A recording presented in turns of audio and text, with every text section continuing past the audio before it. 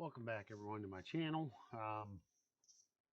Today we delve into a topic that comes up with nearly every election, um, state, federal, local, matters not, and that is education.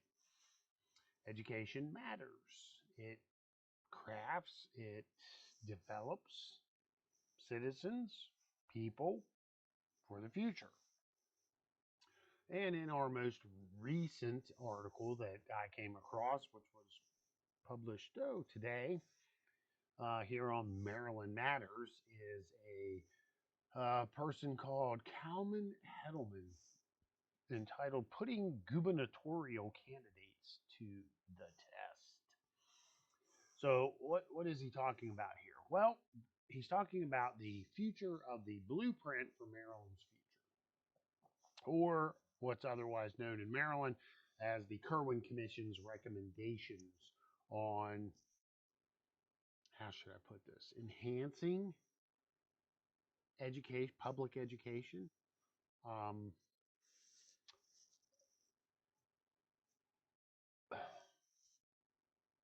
Public education is a failure, folks.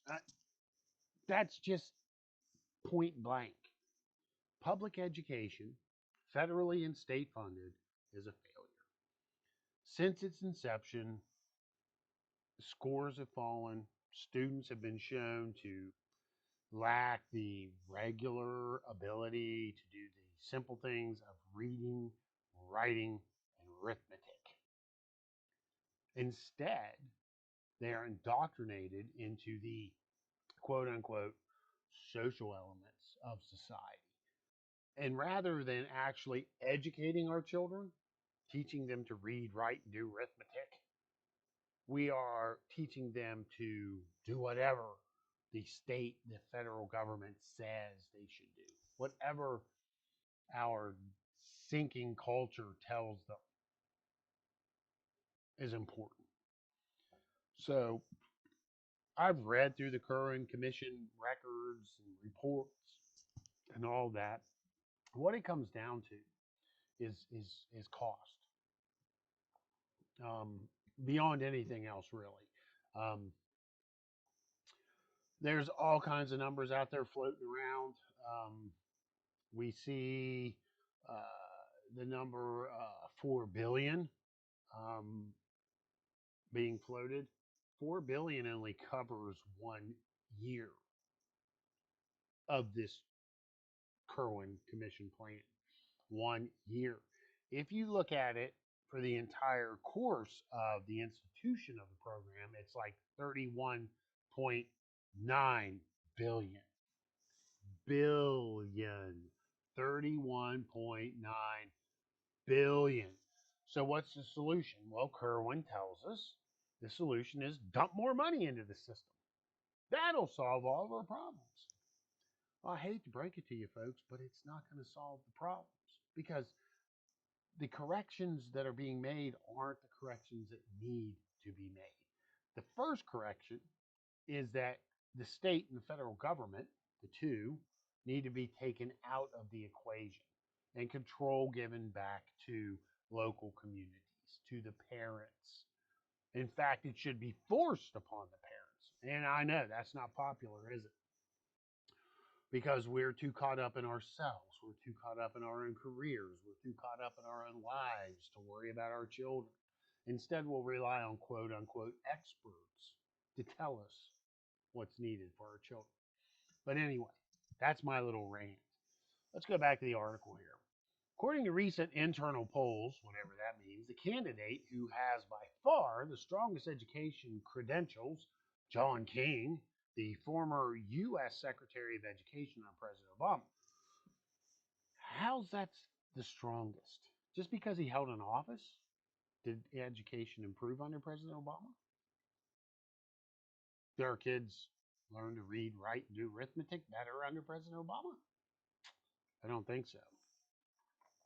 He's well behind several other better known and financed candidates in the crowded Democratic field. It's hard to pick an education favorite. Well, you know why? because we're all biased. You're biased, I'm biased. The writer of this article is biased.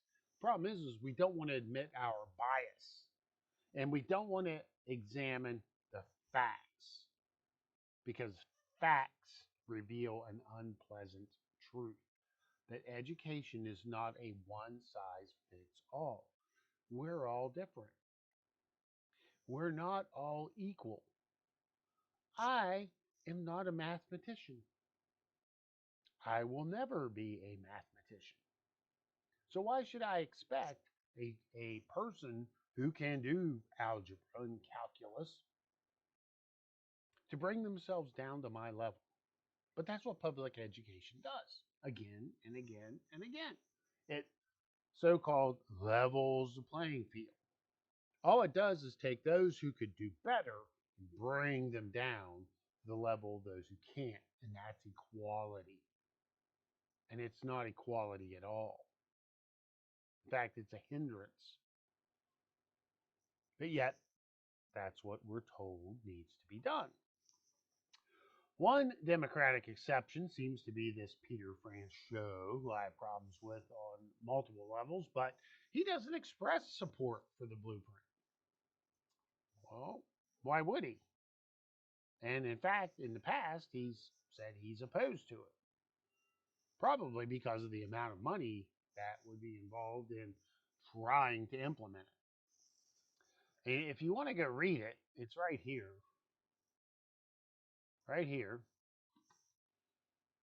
in all its glory. Now, I mean, this is hard to read. And unfortunately, most people today wouldn't take the time to sit down and read through this. But it's there if you want to go read it. So there's this big, hullabaloo over public education. Let me break it down for you. Public education is not a state matter. It should never be a state matter. It should be a local matter. Why? Because the parents know what their children need. Not all children are mathematicians. Not all children are chemists. Not all children are carpenters.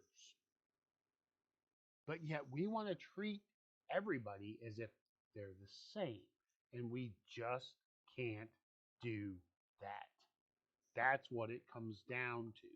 We can't impose top down on the kids. And if you've watched the last 2 years, what we've done to our kids has been horrendous.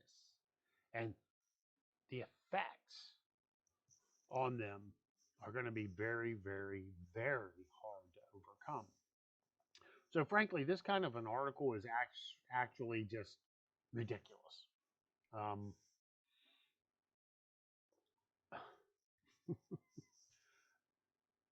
the bias in it is take this right here, this paragraph right here, or this sentence.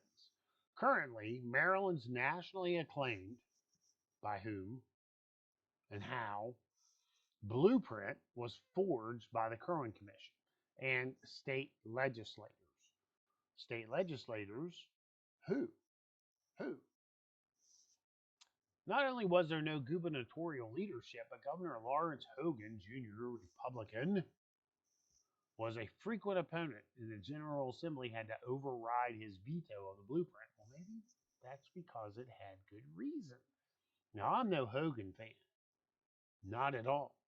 But in this case, he was right to override it, or he was right to veto it. The legislature was wrong in vetoing it because they have a plan. And that plan is to take every child and make them the same.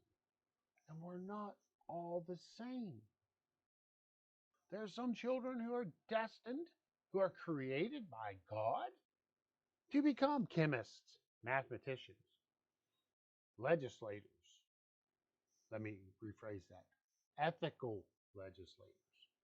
There are other children who's, frankly, are doing good to get a job at McDonald's, filling orders, working the grill. That's life. That's how life works. We're not all the same. But the Kirwan Commission wants us all to be the same because that's the prevailing educational theory out there. This funding is just absolutely insane. $31.9 billion to force on the citizens of this state this commission's report. 31.9 billion. And that's not counting inflation. It's gone up since then. I mean, you want to talk about a governor who really is focused on education? He would disband the state board of education. He would remove from the process the state, and he would say it's a local community's job. Let the local community run with education. Then maybe we would get away from all these cultural ideologies that are being forced down our kids' throats in the schools that are leading to depressed children, to children who are suicidal and homicidal. Instead, we would have teachers that would teach them the 3 R's, as they're called: reading, writing, arithmetic. That's what our kids should be taught, period. And it should be done in the fear of God, period. Problem is, the state and the federal level is taking God out of the equation, throwing him out, and said, we'll define morality. Well, look where it's taken us. Look where it's taken us. I know there'll be a lot of people who will be upset by this video, and frankly, I don't care. The writing's on the wall, folks. You've taken these kids and you've damaged them. You put teachers in the schools who are damaging the kids. Then you claim you're for the kids? How's that work? There is reality out here. In the real world, there's reality.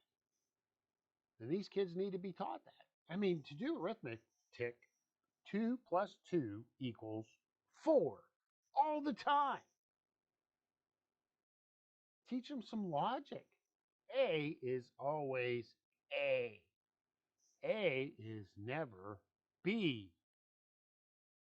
But we can't do that because logic and arithmetic and rational thinking contradicts what our ideologues want our kids to think. And we're teaching them to be irrational creatures.